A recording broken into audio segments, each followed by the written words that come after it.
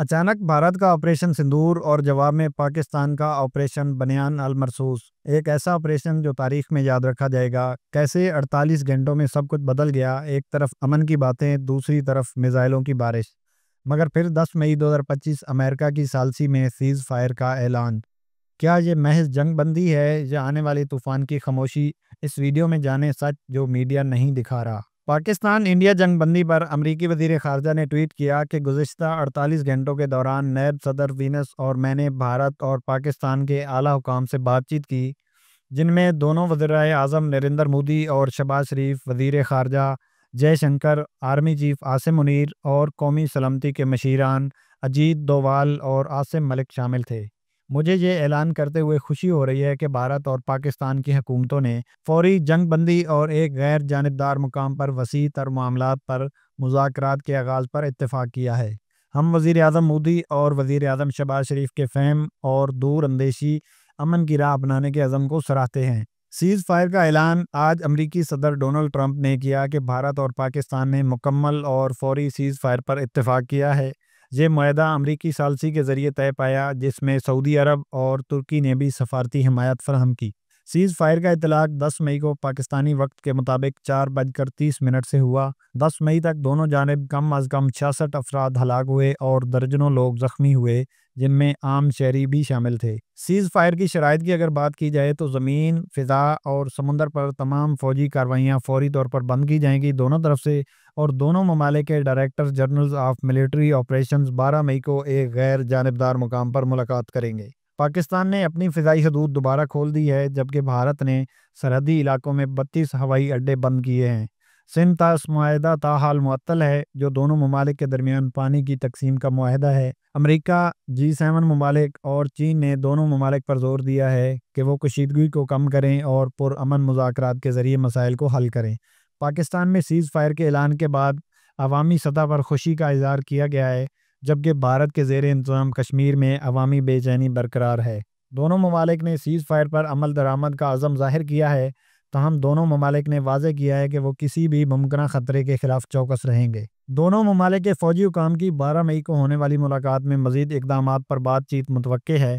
کل رات دوبارہ بھارت نے پاکستان کے خلاف آپریشن سندور کے تحت میزائل حملے کیے، جس میں پاکستان کے 3 اہم فضائی اڈوں کو نشانہ بنایا گیا۔ نور خان ایئر بیس راولپنڈی پاکستان کے فوجی شہر میں واقع یہ ایئر بیس بھارتی میزائل حملے کا نشانہ بنی۔ اس کے علاوہ مرید ایئر بیس چکوال پنجاب کے ضلع چکوال میں واقع اس ایئر بیس پر بھی میزائل حملہ کیا گیا۔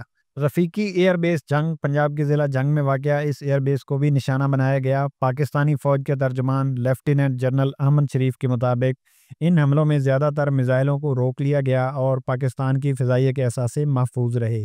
بھارت نے ان حملوں میں بیلسٹک میزائلوں کا استعمال کیا۔ ان حملوں کا مقصد پاکستان کے فوجی اور دفاعی انفراسٹرکچر کو نقصان پہنچانا تھا، جس کے بعد پاکستان ایئر فورس نے آج صبح نماز کے بعد آپریشن بنیان المرصوص شروع کیا۔ آپریشن بنیان المرصوص کا آغاز پاکستانی فوج نے نماز فجر کے بعد قرآن مجید کی سورۃ الصف کے آیت نمبر 4 کی تلاوت کے ساتھ شروع کیا، جس آیت کا ترجمہ ہے کہ بے شک اللہ ان لوگوں سے محبت کرتا ہے جو اس کی راہ میں صف باندھ کر ایسے کھڑے ہوتے ہیں گویا وہ سیسہ پلائی ہوئی دیوار ہوں۔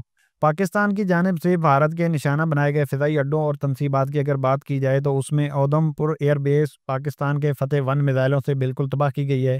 پٹھان کوٹ ایئر بیس مکمل طور پر ناکام بنائی گئی ہے۔ اس کے علاوہ آدم پور ایئر بیس JF-17 تھنڈر کے ہائپر سونگ میزائلوں سے بھارت کا S-400 ایئر ڈیفنس سسٹم، جس کی مالیت تقریباً $1.5 بلین بنتی ہے۔ اس کے علاوہ بھٹنڈا، صورت گڑھ، مامون، اکھنور، جموں، سرسا، برنالہ، ہلوارہ اور تمام ایئر فیلڈز کو نشانہ بنایا گیا۔ میزائل اور اسلحہ ذخائر کی بات کی جائے تو بیاس میں براموس میزائل اسٹوریج سائٹ مکمل تباہ کی گئی ہے۔ ناگروٹا میں براموس اسٹوریج سائٹ مکمل تباہ کی گئی ہے۔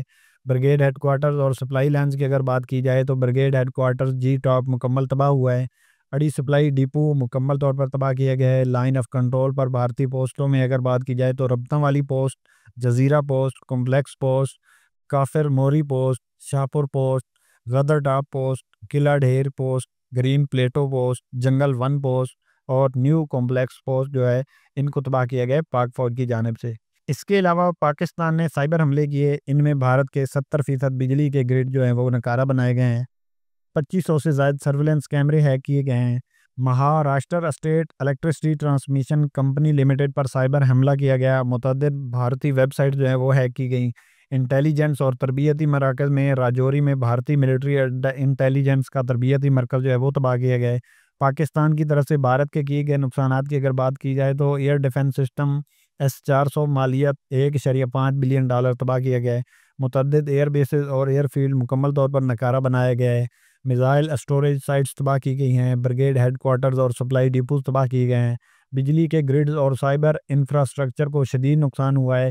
اچھا، ہمیشہ یاد رکھنا ہے کہ یہ سب کچھ کرنے کی پاکستان کی حکمت عملی آپریشن کا مقصد صرف دفاعی نہیں بلکہ جارحانہ اقدامات کے ذریعے بھارتی فوجی تنصیبات یا اس کی صلاحیت کو محدود کرنا تھا۔ پاکستان نے واضح کیا ہے کہ اگر بھارت نے مزید جارحیت کی تو اس کے اقتصادی اہداف کو بھی نشانہ بنایا جائے گا۔